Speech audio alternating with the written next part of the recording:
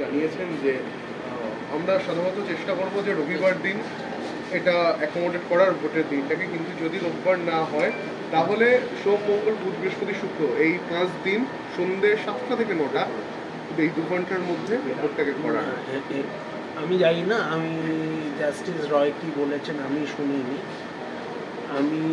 উনি মোহনবাগানি, first of all উনি বিচারপতি হওয়ার আগে উনি মোহনবাগানি, সো উনি ভালো করেই জানেন মোহনবাগানিরা কীভাবে ভোট দিতে আসে, এবং আমি আশা করব যে উনি এমন একটা ভোটের দিন ঠিক করবে যেখানে সব মোহনবাগানি একসাথে এসে উৎসবের মেজাজে ভোট দিতে পারে।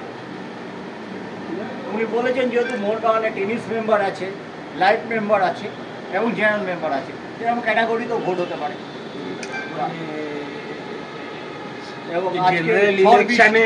জেনারেল ইলেকশনে জেলা ওয়াইজ একটা দিনে হতে পারে, কিন্তু একই জেলায় একই কনস্টিটিউয়েন্সিতে 5 বার ভোট হয়, এটা আমার মনে হয় না ইতিহাসে কোনোদিন হয়েছে।